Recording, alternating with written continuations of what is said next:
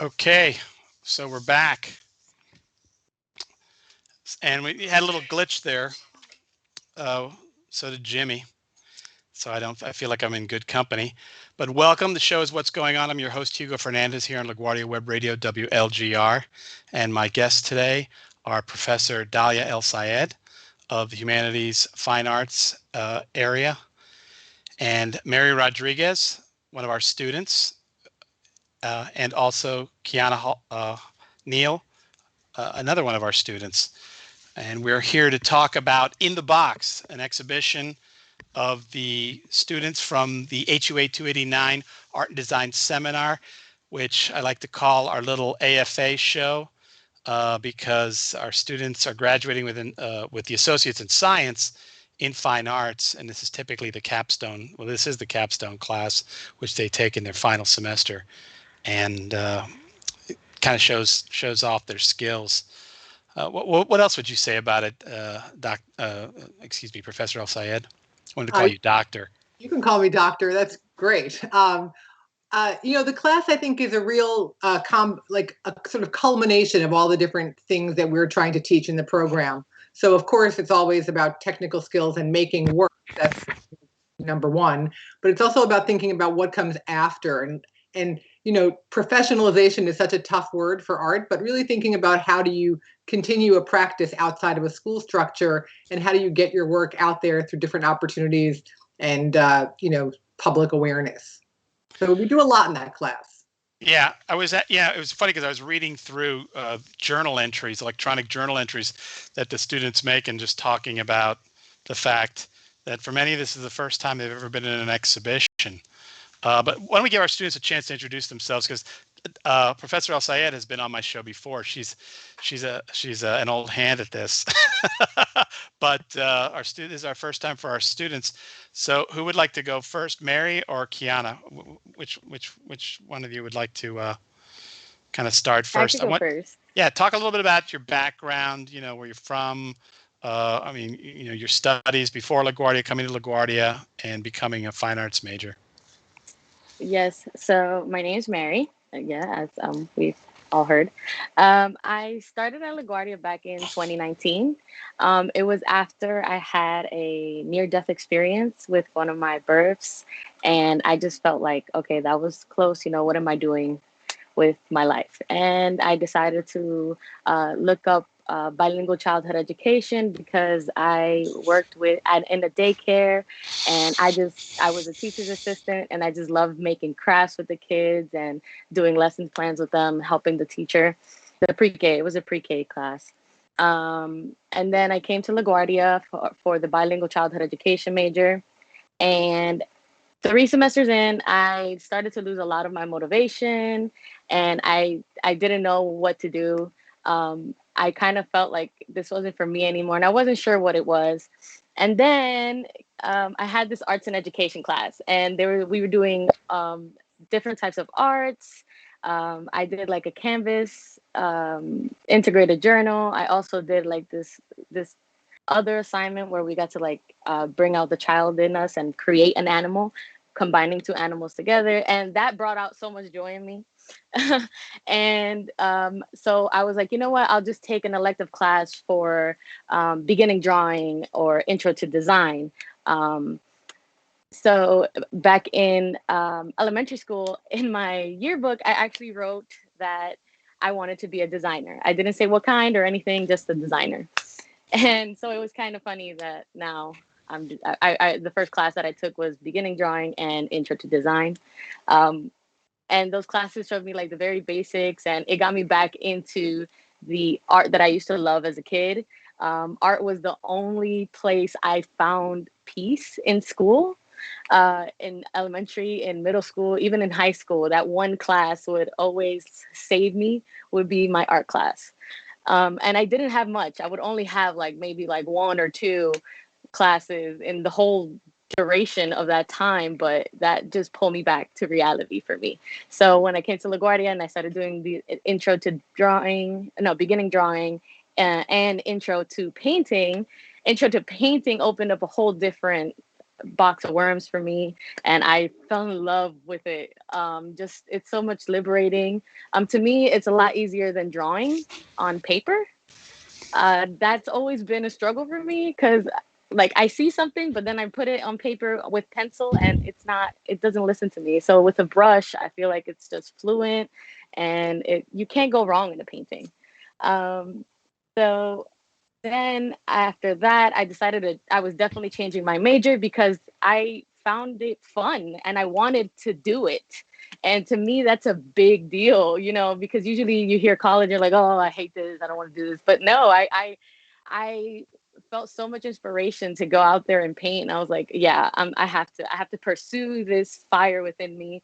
So I changed my major to fine arts, and then I got into it was my last semester. It was my second to last semester for my bilingual childhood education.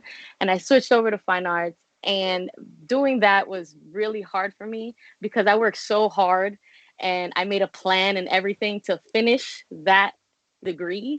And I had like a timetable and everything. And I was like, well, this messes with my timetable. I don't know if I should do it. I already did 3 semesters of this one. Why would I do this to myself again? Talked to my advisor and she was like, we got this, we can do this, we'll figure this out. And she got me into all the classes that I needed to go get into. And LaGuardia was really helpful with that too. And I was like, it's my last semester and I need this class. And they really helped me. And it was hard. It was hard because I had took all these classes and I was warned that the workload for these classes was not easy. Um, and I took it as a challenge. I don't know if that's a good thing or a bad thing, but it got me motivated to keep going, to keep doing it. And that's how I ended up here at this exhibition. Yeah, and one of the things that we didn't mention that you also take up some of your time is you are also the chair of the Student Yes, Government Association, which yes, I must be an am. interesting balancing act. Yes, Kiana, yes. oh, sorry, Mary, did you want to add one more thing? I also have 4 kids, so the balancing between school, my kids, and the SGA has been quite an act. Yeah, and so when my students tell me they don't have enough time, I can use you as, as a model of Oh what's no. possible. Kiana, did you want to talk? Yeah, it's a hard act to follow, by the way. Mary's got, has quite a story, but go for it. You're muted, by the way. Oh, I feel like I'm the complete opposite when it comes to like doing art. Like I like drawing more. So when I first started the fine art journey, I was a writing major here at LaGuardia. And I was really into like story making and the idea that I can create my own type of universe, my own world. But then I realized that I didn't like actually just writing. I like to visualize my stories. I wanted to make actual art represent what I wanted to think of. So I ended up changing my major to fine arts. And at first I was really scared because I felt like I wasn't at a good level to be a fine art major. But when the classes started, I completely realized that this was the major for me. I was enjoying all my classes. When I think back to my writing classes don't feel like I was actually in school. Like I don't feel like I was at LaGuardia. Now I feel like I have a LaGuardia class. Like I think to my professors and I actually enjoyed every single one. Like each one of them have inspired me in such a different way that I feel like it also helped me develop my own style. I got to try out so many different mediums. I realized I actually hated painting and I didn't want that class. I just because I suck at painting so much, I felt like it was gonna be like my biggest obstacle. It's so hard for me to, I guess, match colors together and create a story with all these different wet um, brushes and stuff that I'd like to have more of a control with digital drawing or with actually Photoshop and stuff.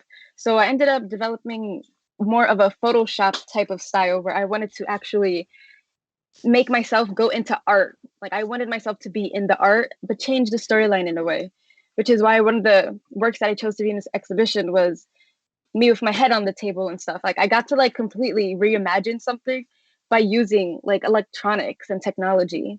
And I feel like that is what taught me all these painting classes, all these art classes. I was able to take that and completely develop it in like the most backwards way possible. And Yeah, we're I gonna think get that's to where I'm at. Yeah, we're gonna get a chance to take a look at your Yeah. image, which I'm pretty impressed with. When I saw it, I was, I felt it was pretty sophisticated.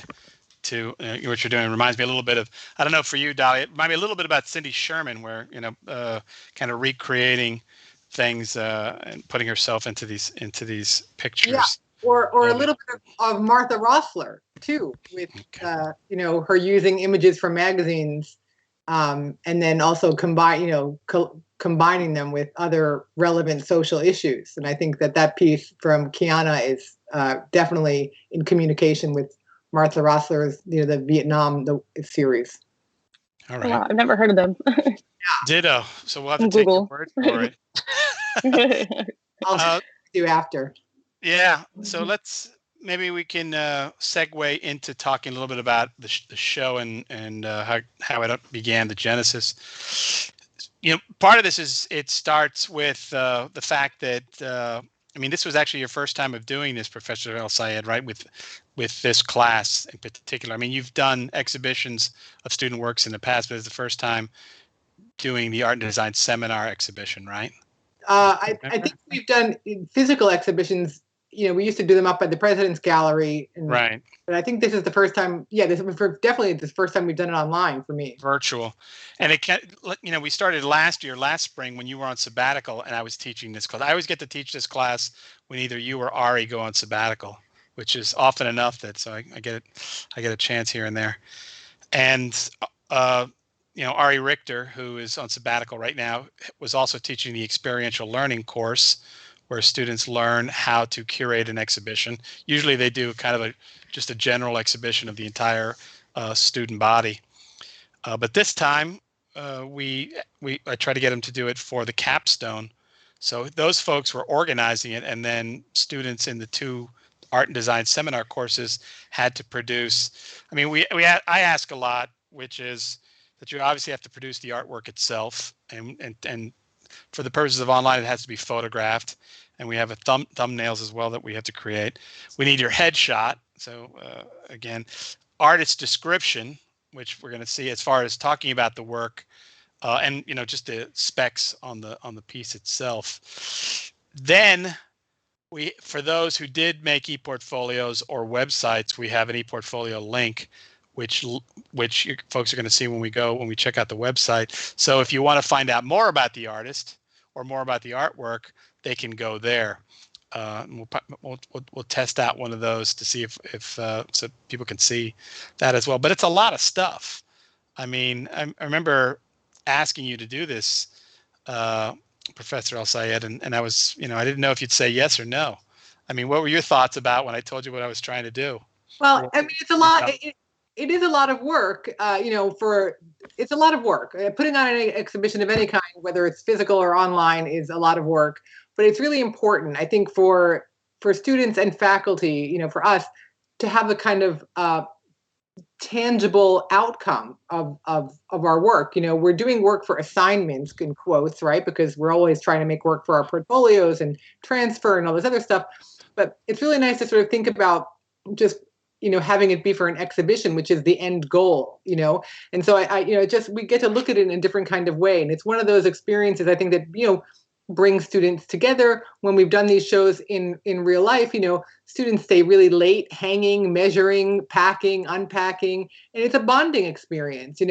So although it's virtual, the students who were putting the exhibition together in your class, I think, hopefully had that kind of experience. And it also gives them skills. How do you start to organize an exhibition? What kind of things do we need to ask for in a call? What kind of parameters do we have to put on in terms of size or medium? So it's excellent skill building on all sides. Yeah. Well, and that's the notion. We call it performance-based outcomes. I don't know if you ever heard that, Mary, in your education classes, but this idea, because typically most students do assignments and they think the only audience are the faculty. And so a lot of times that frees them up to not necessarily, give put their all in it, let's say. But when as the professor also had said that, I mean, this is a website that anybody in the world can now can check out. The stakes rise. Would the two of you like to talk a little bit about the process for you of developing the piece for the show. And Samantha, we should also remind folks, we call it In the Box because last year that was a title that the experiential learning students came up with, and a lot of it was about the response to what we're doing now, which is we're communicating on these online platforms. All we see is a square of ourselves. That is obviously the result of the pandemic. We didn't really want to spend as much focus on the pandemic. I think Professor El Sayed, you said like there's been enough of that, right, in the last year or so. We're over it, are we? Okay, Yeah. good to know. But we stuck with the name because the folks who put the exhibition together, I mean the website together for us in marketing, Caridad Munoz and also Francisco Colon Reyes, who built it for us, asked us that could we just keep the name to make things easier. The name still works because a lot of times, gallery spaces are referred to as white cubes or white boxes, and so the In the Box title, I think, still works for something even non-referencing, virtual learning and virtual life. So I feel like it works still. Right. And we by the way, we told students you can run with the title or, and try to do something conceptually based on that, or you could just do your own thing. And obviously folks have went in a lot of different directions, but let's hear again from our students about this process. I feel like the name of the exhibition definitely helped me come up with the entire idea of my art, which is a box of canvases. And you got it behind you, so you might as well Yes, show it now. Yes, or show it while you talk about it. Let me hold on.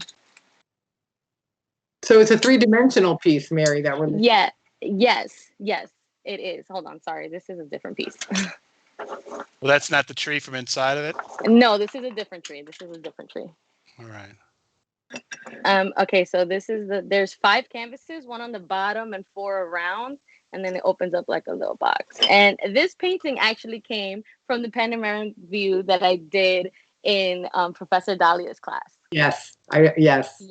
So, and it was just the 4 paintings, and I wanted to keep going with the idea because it was already like a box.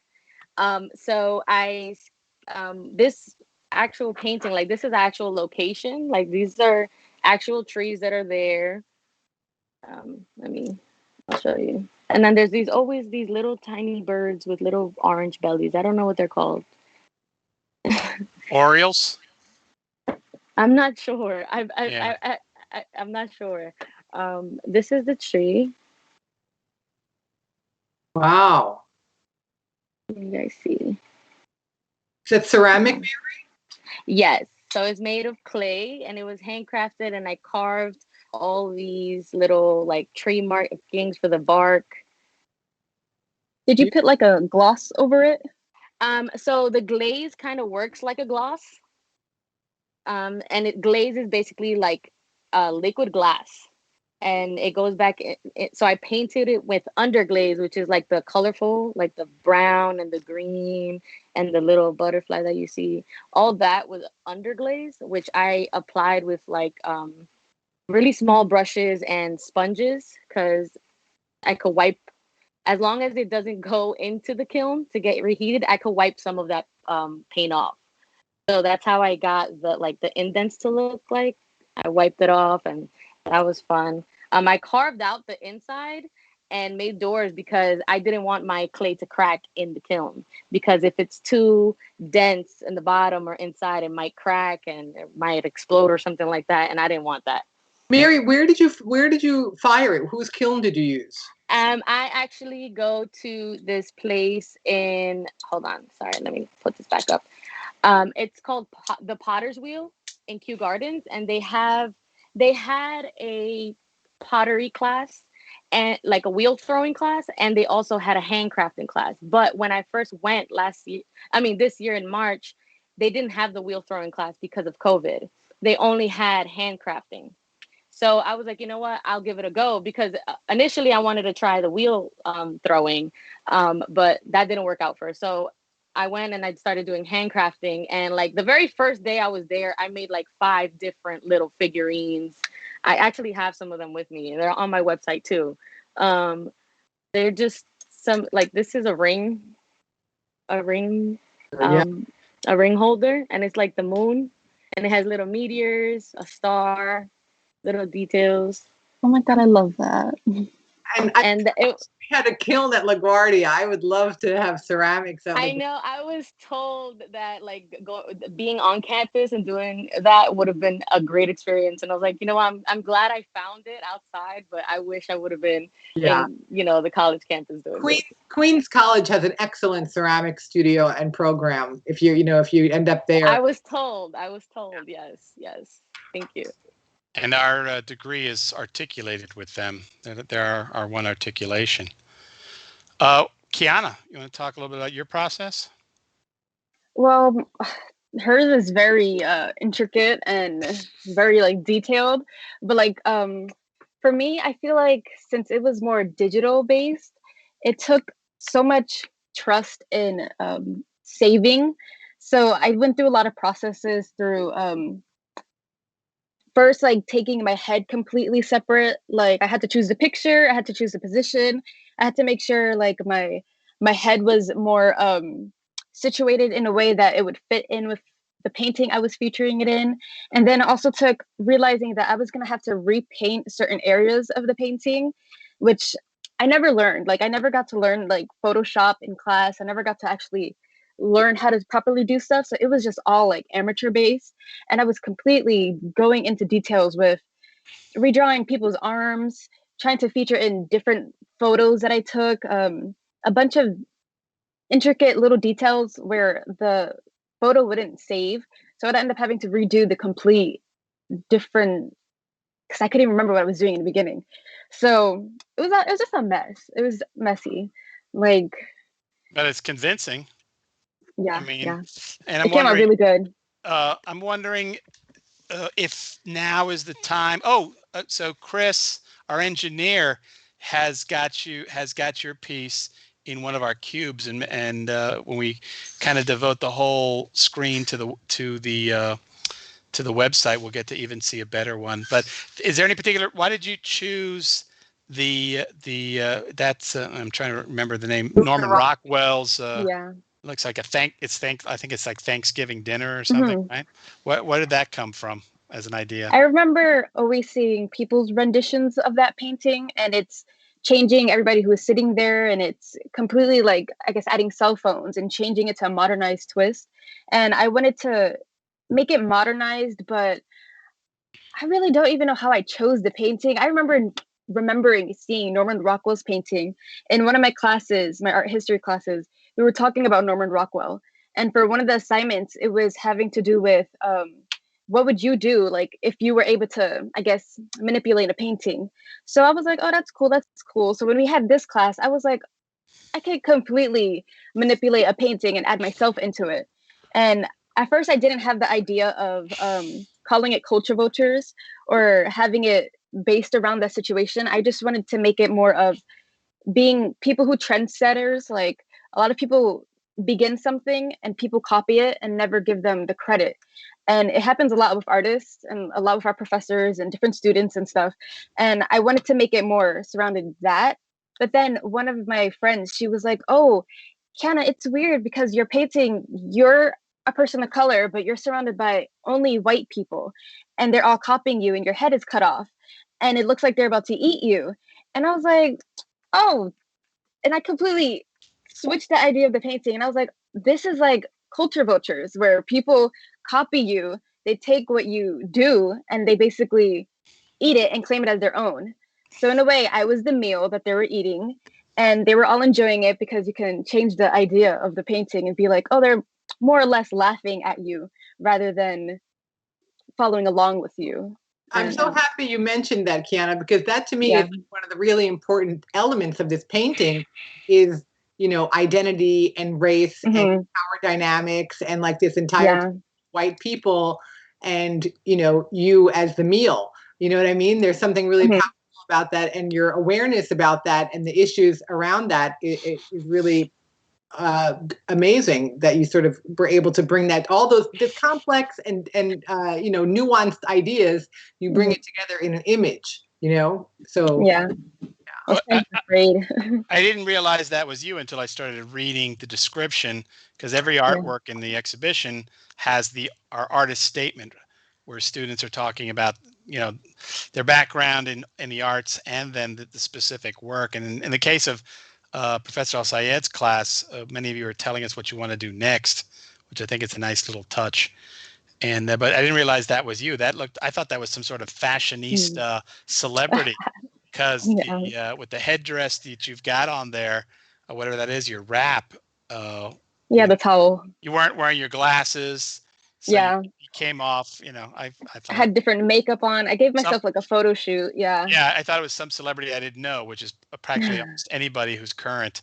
By the way, it's 4:29. I'm going to use this as a second to just do a quick station identification. It's LaGuardia Web Radio, WLGR. The show is What's Going On. I'm your host, Hugo Fernandez, and my guests today are Professor Dalia El Sayed of the Humanities Fine Arts area, Mary Rodriguez, who's one of my students in my art and design seminar, and Kiana Neal, who is Professor El Sayed's student in her arts and design seminar. And we're talking about the In the Box exhibition, which is the culmination of all the work that students have done in the fine arts capstone. And at this point, we want to try to, Chris, our engineer, Mr. Pope, is going to try to put the exhibition full screen on the Twitch feed and take us through. We're going to go through. I gave him a list of folks we're going to talk about. So can you do this, Mr. Pope? I mean, is the biggest problem we have is that I'm looking at the Twitch stream and it's 30 seconds behind. So now it's finally popped up, and it's showing a little essay that we had to put together. I mean, one of the things I miss is that with the experiential learning students, they had to put that essay together. And so we cannibalized it and then had some students write a few paragraphs that we spliced in. So the first one is Mary's. We're looking at Mary's tree in the square. And I wanted to see, did they add your video as part of it? I don't know, Mary, because it doesn't look like it. I just want to say, for people who don't have Twitch and maybe are just listening or listening later, the exhibition. It's the only way they can see is Twitch. Oh, you're saying for SoundCloud? No, yeah. For later, that it's www.laguardia.edu/exhibition/in-the-box, so people can find it that way. Maybe Professor Riccio, who is she's the ghost in the machine. Maybe you can put that in the Twitch chat as well. Type it in. If you need me to, let me know. Just text me. You want to say it again for us, Professor El Sayed? Sure. It's www.laguardia.edu/exhibition/in-the-box. Okay, there you go. Yeah, pretty easy. Yeah, so we're looking at Mary's, and we obviously for Mary's the problem is that you need a lot of views in order to capture it, because it's, like you said, it's inside of a box. I think we asked you to make a video so we could see like kind of inside, as if we were walking inside of it. And I don't know if Francisco was there. I don't think Francisco was able to put it on there. We're going to move. Let's move on, Mr. Pope, to Kiana's piece so we can kind of see it big. And again, we're going to have to wait. There you go. Poor Mr. Pope. He's got I don't know if it's any bigger. I'm looking at the Twitch stream, but again, you did a fabulous job. I mean, I'm a photographer and I'm not Mr. Photoshop. Anyway, we have folks who teach. Professor Terry Gorjan Belstead, he teaches that class, and Lydia Kahn as well. But I think you did a very good job blending those images together. I don't see. Let's say I saw it pretty flawlessly. But let's move on to some of the class. And by the way, our classes are supposedly watching us. My class is certainly supposed to be watching us live through Twitch. So let's and so we should just say a shout out to them. But the first person we want to look at who's not here with us is Noella Cruz, which is that nude on the grass. Chris, if you can find that one. It's got the little. It's like a little woman surrounded by fire on a grassy knoll. But there you go. So you wanted to talk about this one, Kiana. What did you want to say about it? I'm gonna like switch my tab so I can look at it. I want to say it reminds me of like fever dreams or like really far away dreams where you can't really grasp the surrounding area or you can't really give a setting to it. To me, I feel like it's a floating landmass. Like she's floating on her own piece of land. It's more of a goddess serene type of representation. We have nature, fire. If anything, it can remind me of Mother Nature and climate change. But that's if I'm like going way too deep into it. But I love the pink like femininity it gives. The woman nude. It's like her owning her own sexuality. Kind of reminds me of, I guess, Venus paintings and art history classes. There's even like a skull, which brings me back to Mother Nature and life and death, the planet, and Yeah, rejuvenation. Yeah. yeah. It's like claiming back the uh, as a nude power. Hmm. Isn't it very Hmm. powerful? It's almost frightening. She says how some people tell her she's like a baby that Tim Burton and Dr. Seuss had. Yeah, And I I think that's a agree. pretty good description.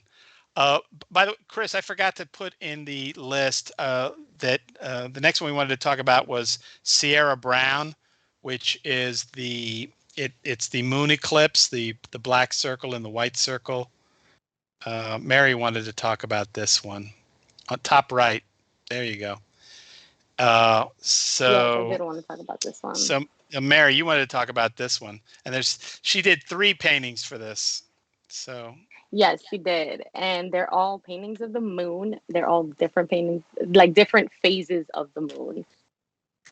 And I found that specifically interesting because I find myself gravitating a lot to the moon. And also, a lot of my classmates have been having dreams, and that's how they've been creating some of their art. So it's interesting because the moon is also associated with like intuitiveness and dreams. So I found that very interesting. I got to interview Sierra and her process, which I found very interesting. The way she uses the paint in each painting, the texture, you can see it like through, especially because it's a black canvas, which I absolutely love working with black canvases because they really show like I want to say the colors really pop from black canvases, and the yeah, shadows work better with the black canvas.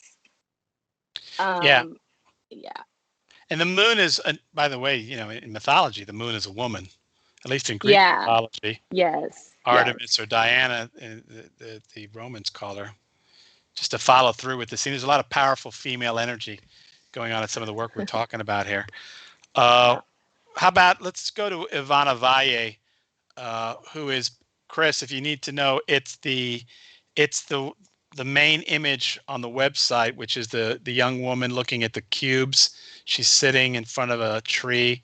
There, it's on to the right. It's in the right column. Yeah, second one right there. Who was the one that wanted to talk about this one? Is it? I guess it's me, because I just want to say. So Ivana, interestingly enough, Ivana had another image that we had initially wanted to use for the website and also for the poster. And we have two people who got the email know that there's 2 different posters, one from each class, and it was kind of fascinating because Ivana kept working with this in the box idea. So the first one was perfectly, fine for our purposes, and then she came up with this one next, and quite beautiful.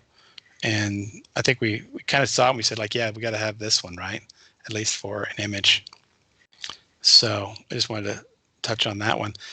Uh, let's now go, Chris. We're going to go now to Tanesha Jenkins, which again is the woman whose hair is made of flowers.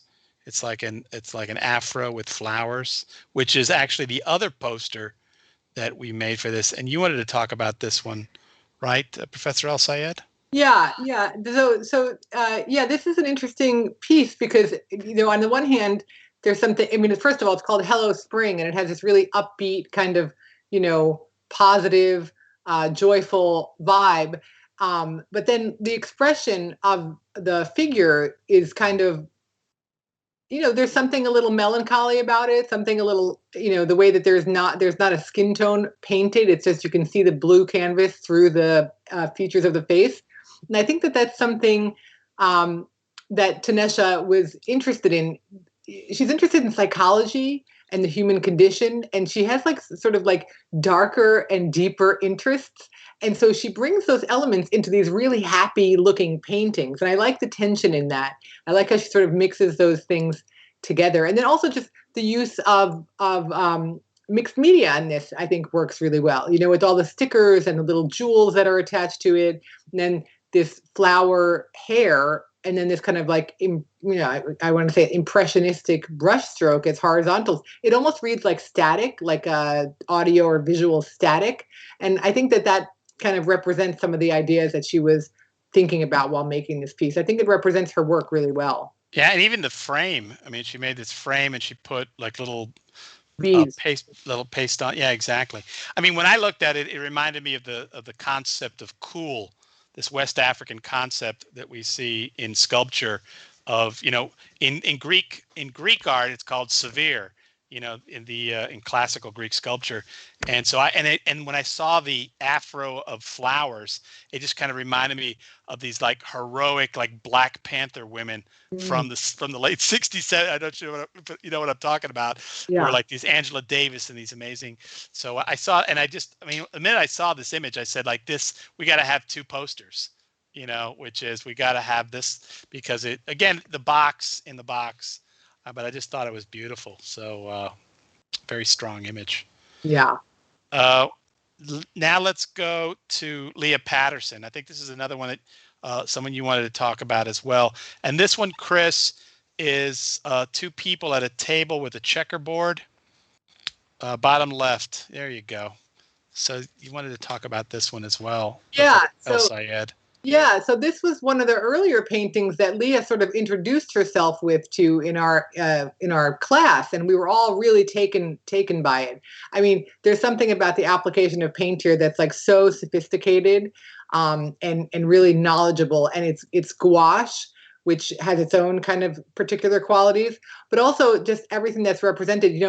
Leah has a great sense of taking ordinary scenes and family moments and things that relate to her upbringing in a weird the weird universe of New Jersey that she talks about quite a bit, and representing them in this kind of, I don't want to use the word dark, but in these sort of surreal kind of twisted ways. And everything that's going on there, the playing cards, the chicken head, the Nintendo game, and then this egg, this like mysterious egg that's just floating off the table at the edge. I think pull this together and make a fascinating painting. Also something about the expression of the figures, with this like child who's kind of, I don't know, exhausted or dreaming or just can't wait to get away. And then this overly enthusiastic adult with the beer and everything. So lots of tiny details. If you look on the can, there's like a missing Chewbacca or missing creature. There's so many details in this. There's text on the wall behind the figures in this. And it's a diner, classic Americana scene, just done in a really inventive kind of way. Yeah, and initially it comes off as a little naive, but then you start looking at it and you realize how sophisticated, the paint, particularly the way that the paint is applied, things like that. So, and I just, it reminds me a little bit of Jacob Lawrence. We worked a lot with gouache and documented African American community in the mid 20th century. Yeah, and one other thing that's interesting about Leah and interesting about the capstone class is that we do experiments with different media. Like we do a sculpture project and we do a painting project, and Leah has used sculpture, embroidery, and painting. And even though there are different materials, has found a sort of consistency in the way that she expresses her ideas. So even when she's working with thread and embroidering something or making a sculpture, it has that same kind of balance that you're talking about, Hugo, this like, sophisticated naivete. Yeah. And all the greats were, worked in multimedia. I was giving a lecture just recently about yesterday when we went to MoMA, talking about, Picasso, Matisse, Duchamp. All of these people worked in multiple mediums. They were painters, they were sculptors, they were ceramicists, and but as you said, that whatever medium they worked in, they were still, it was Picasso making a sculpture, it was Matisse, making a ceramic piece. They didn't, there were aspects of them that were consistent regardless of the medium. Yeah, yeah, and I just want to say that I think that that's true. I have Kiana in this class too, and I want to say that that's also something I've seen across the projects from her and all of her different projects. It's a kind of consistency of voice. So we're moving into the last quarter hour, and I just want to check. I'm looking at the stream. So there have been, and there's an opportunity for the audience to ask questions, and I would think my students, particularly Sierra, always asks questions in our class. So here's an opportunity. But some of the feedback is Meatballs 2015 says, "I love the tree." Lexalovatox 3 is got a kind of a rainbow heart. We've posted the link for the website, and it'll also be available in the SoundCloud description because that's our audio archive for folks who will be watching. Lexavotax 3 says Alex is here. LOL. Meatballs is saying that's Sierra, so Sierra is with us, and again, we're thanking them for joining us. But if you want to ask a question, now is the time. You've got a question. I've got a question, Professor Fernandez, for both Mary and Kiana. I want to know, like, as you go forward, so, we do assignments in class and in the classroom structure. How do you think you're going to be able to sort of keep the creative output going? I don't know if you're transferring, but even if you're not transferring, just for yourself, like, how do you sort of make time in your life? Both of you are busy people. You have young and fabulous lives in New York City doing all kinds of exciting things, I know.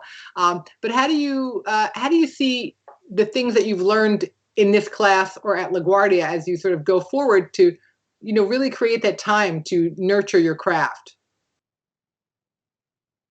I find that weeks that I go without painting or without doing something creative with my clay, I honestly can't stand being around people. I don't want to do anything, and I find that that's part of I want to say me taking care of myself.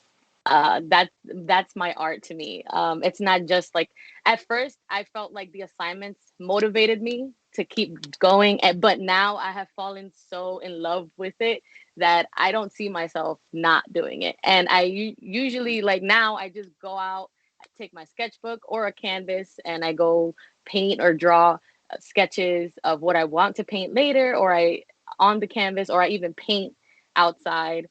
And I always take pictures too to like references. So like if I want to paint something, I'm like, I'll take a picture. Actually, Professor Hugo helped me out with that.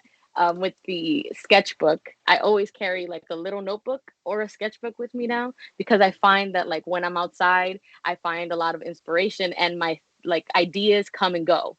And I'm like, no, I gotta write them down. So I'm gonna continue because one, I feel like it helps my mental health, and also I feel like I don't know this I don't see myself stopping painting now. Now it's more of my hobby and like what I love to do, and now it's like my career. Like I don't know how to put it, and I can't see myself not painting anymore or creating a sculpture as such. Kiana? Mhm. I agree. With the assignments based like classes, I feel like that's what been pushing me to continue making art. Like I always have something right behind me being like, oh, you should do this, you should do this. But like over time, like what she said, like going to different places and looking at like architecture and stuff, like I feel like I'm more inspired to start taking that in and trying to put it into my art. Like I'll take pictures and be like, maybe I could figure out how to do this. Like I could try to paint it or draw it. Like I want to keep making so much art, and I want to try to do so much. Like I want to in a way be remembered like at the level of like Basquiat or something. Like I want to be unique and I want to separate myself completely. Like the work Mary did with the tree and the paintings, that's like amazing. Like I've been inspired by everything you've been saying, like from your room as well. Like I've just been like, okay, yeah, maybe I should like make a room or something. So I feel like little things everywhere inspire me, especially watching like anime and cartoons. That continues inspiring me because I like seeing these drawings and I like seeing cartoonists, and I like everything. I like all these little inspirations from absolutely nothing.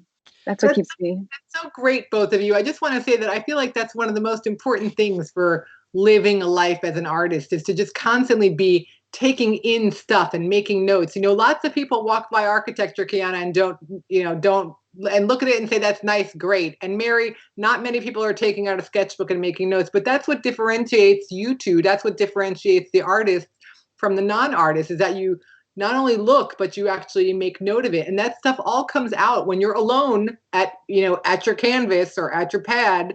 All that information that you've done, the research that you've done, it's research. You know what I'm saying? It comes out. So I'm so happy to hear that. I would also, speaking as an old artist who struggles with this because I have a full-time job as well, two things that I would recommend. Try to do at least something for your art every day, a minimum of 5 minutes, whatever it is. Whether it is making art, but it's also things that will feed your art, like you're saying, take a little time to look around and some of these things. That's very important to try to build a consistent experience like that. The other thing I would recommend is build a constituency. And that means surround yourself with people who are going to support you and that you'll support them.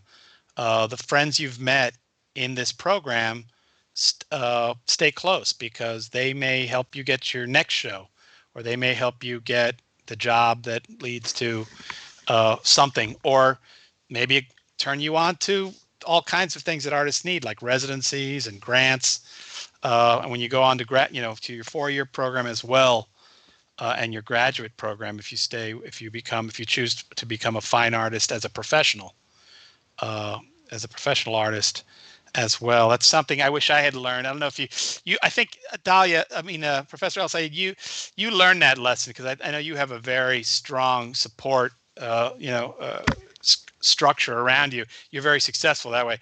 But that's something I could have done more of, I think, particularly in graduate school, is, because you're making these connections that you will probably be profiting from and, utilizing for the rest of your life. And so that's just something I would encourage. And for my students who are listening out in the Twitchverse, whatever we call them. But this last little 10 minutes, by the way, is also a chance for you to talk about would the two of you like to talk about what's next for both of you now that you're graduating from LaGuardia? I don't mind talking about that. I want to continue with my fine arts degree at a 4-year. I actually have a couple of colleges in mind, but I want to take a mental break for the fall this year because these past 2 years, well, specifically this past year with the pandemic, I feel like things were overwhelming to the point where I just want to enjoy doing some art. And so I'm going to take a semester off, but right after that, I'm going to go at it because I absolutely want to be a professional artist. Kiana? Well, I feel like, yeah, same. I'm going straight into my transfer. I'm going to be an art history major. And on the side, I want to be my own artist, I guess, without having to be latched on to anything. I've been making, like you said, like connections and stuff. I've been making connections through social media and other people who also do the same type of art that I do. Like we've been latching on to each other and trying to raise each other. And for some reason, that picture I did that is in this exhibition, everybody likes it. And it's just been popping up all over the place. And I kind of like that something I did was actually being brought attention to.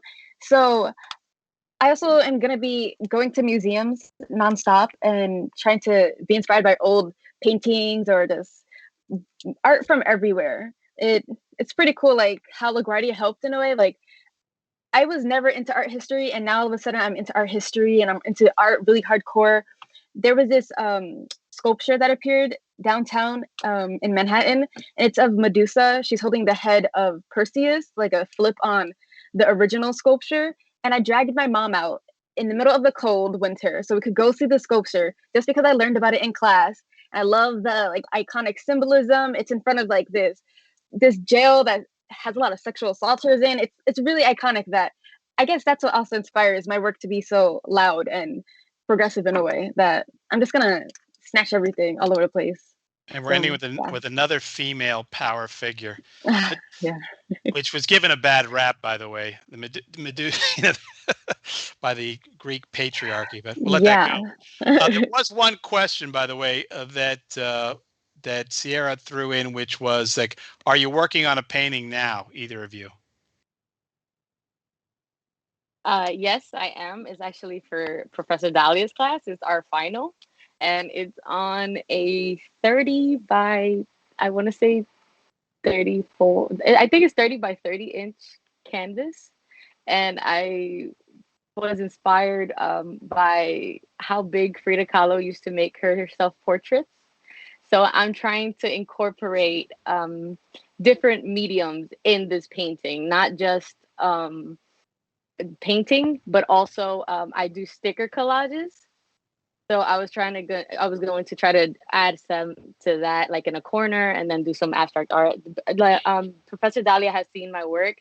Sometimes I divide like the canvas into four sections, kind of, but it's not. It doesn't look like that, but that's how I'm planning to do this. And then in the middle, I'm going to be there. So it's a big it this project has been in the works before she even like gave out the assignment, because I was like, oh, what am I gonna do for my last assignment? And she was like, well, go big or go home. I was like, I'm going big. Great. Real big. I'm Kiana? excited. It's funny because I try all these different mediums. So I used to paint on sneakers, like characters and stuff. It was really intricate and hard. And I actually want to get back into doing that, painting on like clothes and stuff. So I feel like, yeah, I'm gonna end up painting or embroidering something. I don't know exactly what, but it'll come up. I hate to say it, but we're out of time. And in fact, I'm going to be leaving somewhere when the music starts, because I have to go to. We have another exhibition called Cameras for Science. That's going to be a Zoom event live after this at 5 o'clock. But I just want to thank my guests today, Professor Dahlia Syed from the Humanities Fine Arts area, and our two students, Mary Rodriguez and Kiana Neal, who are in the box exhibition, the HUA 289 Art and Design Capstone Seminar, culminating event for this semester. And we hope, again, that you check it out, www.laguardia.edu/exhibition/in-the-box/ this has been What's Going On.